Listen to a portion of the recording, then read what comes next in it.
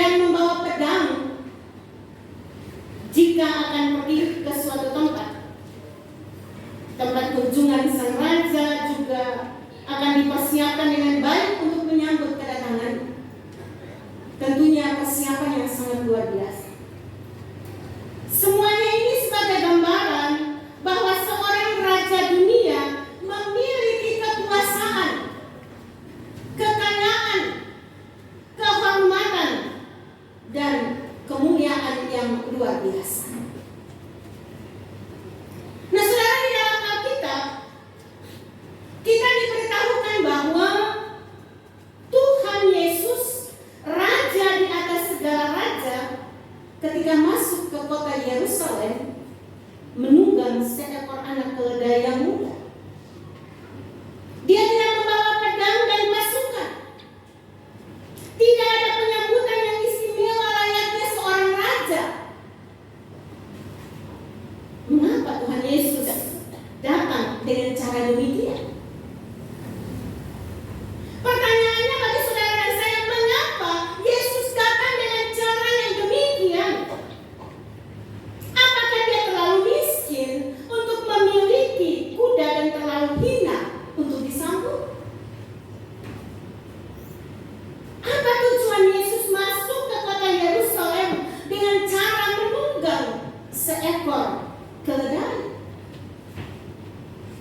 Saudara, yang pertama, mari kita belajar bersama bahwa menanggapi nubuat tentang dirinya sebagai Mesias yang akan datang. Jadi dia datang masuk di kota Yerusalem sebelum mengalami penderitaan di tiang kayu salib. Dia datang memasuki kota Yerusalem sebagai seorang nabi dalam kesederhanaan, Mesias yang akan datang. Dia menanggapi nubuat tentang dirinya sebagai Mesias yang akan datang. Saudara, kalau saudara buka dalam kitab Sakaria pasalnya yang ke-9 pada ayatnya yang ke-9 disitu dikatakan begini. Bersorak-soraklah dengan nyaring, hai putri Sion. Bersorak-soraklah, hai putri Yerusalem. Lihatlah, rajamu datang kepadamu. Ia adil dan jaya. Ia lemah lembut dan mengendarai seekor keledai. Seekor keledai beban yang muda. Nah, saudara, bila Yesus masuk ke kota Yerusalem dengan menunggang seekor kuda perkasa, maka nubuatan yang tertulis di kitab Sakaria tidak akan tergenapi. Dia bilang menggunakan seekor kuda, maka Yesus akan menjadi sama dengan raja dunia yang tidak memiliki kelembutan, tetapi yang ada adalah kekerasan.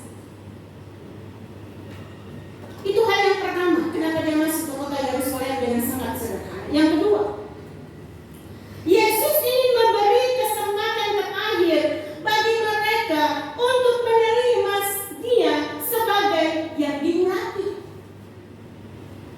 Saudara, bagi Yesus ke kota Yerusalem bukan yang pertama kali. Karena ketika Yesus berumur 12 tahun, ia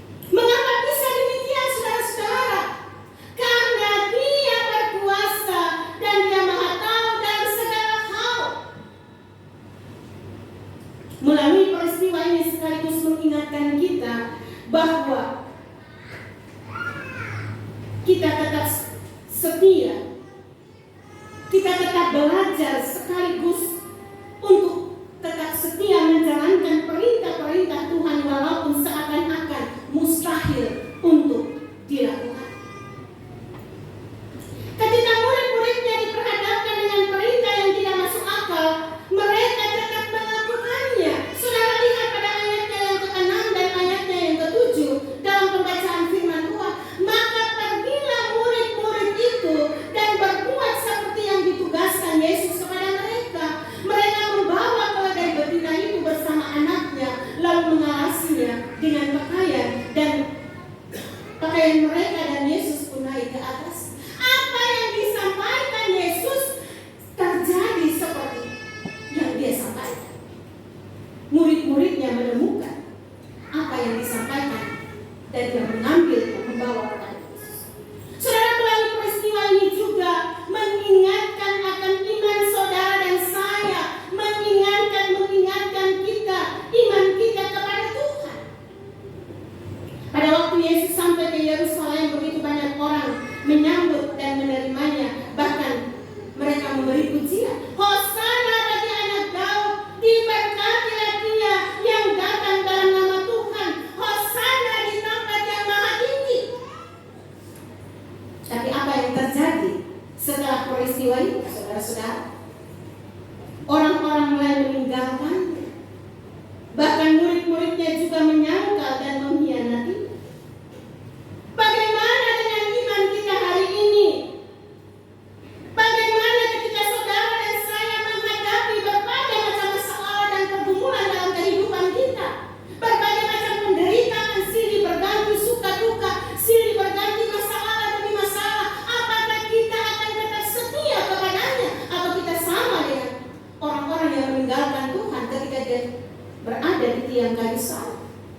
Ketika dia disiksa dengan begitu banyak penderitaan, orang hanya memandang dari jauh. Bahkan bukan cuma memandang, mereka lari meninggalkan dia.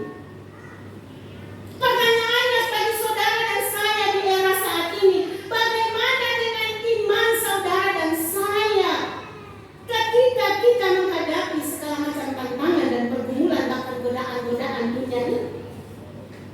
Kiranya melalui peristiwa ini membuat kita semakin setia dan melayani Tuhan. Karena ada banyak orang meninggalkan Tuhan karena tawaran dunia yang menggiurkan. Ada banyak orang meninggalkan Tuhan karena berbagai macam masalah dan persoalan yang terjadi dalam kehidupan mereka. Untuk itu mari Ibu Bapak, saudara-saudara, di tengah sambutan banyak orang yang di Yerusalem yang begitu meriah sampai menimbulkan kegemaran di seluruh kota, orang-orang bertanya, siapakah orang ini? Sambutan dari orang-orang yang telah menerima berita baik darinya, sambutan dari orang-orang yang telah disembuhkan olehnya menjadi saksi penyembuhan, sambutan dari orang-orang yang telah dibangkitkan dan para saksinya, sambutan orang-orang yang hanya mendengar berita tentangnya, yang sudah melakukan begitu banyak mujizat, sambutan orang-orang yang sudah menyaksikan luar biasa mujizat yang dia lakukan. Segala pemberitaannya memang harus kita sambut dengan hati yang sukacita. Dan penyambutan kita hendaknya bukan atas kepentingan kita, tapi memang karena dia yang telah datang untuk kita. Orang yang banyak saat itu menyambut dengan meriah. Beberapa hari kemudian, saudara, mereka juga ikut dalam gerombolan yang menyerukan agar dia dihukum, disalibkan, salibkan dia, salibkan dia. Itu terjadi kalau penyambutan dilakukan atas dasar kepentingan pribadi, kepentingan mereka dibebaskan dari pemerintahan Romawi yang saat itu berkuasa.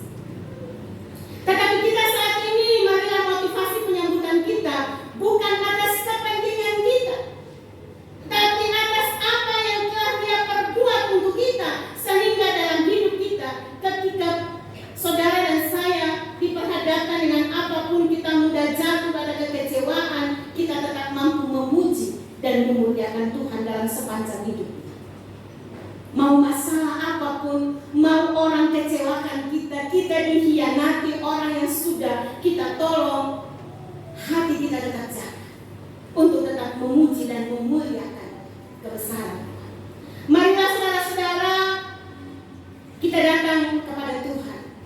kita fokus tertuju kepada hari Jumat depan.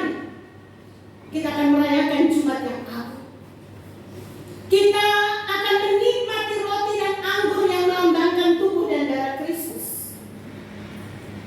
Sehingga mari kita bereskan hidup kita di hadapan Tuhan. Mari kita introspeksi diri di hadapan Tuhan.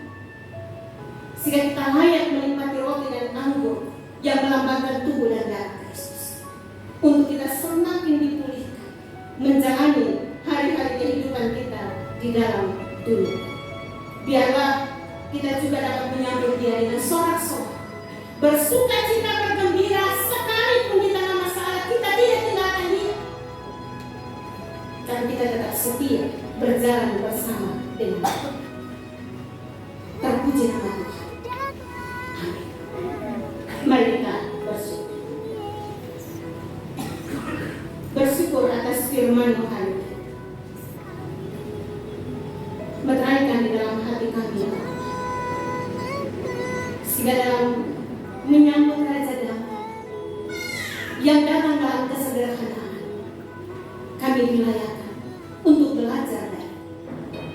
belajar hidup dalam segala kesederhanaan, belajar hidup sabar menghadapi segala tantangan, sehingga kami boleh menyaksikan karya Allah di nyata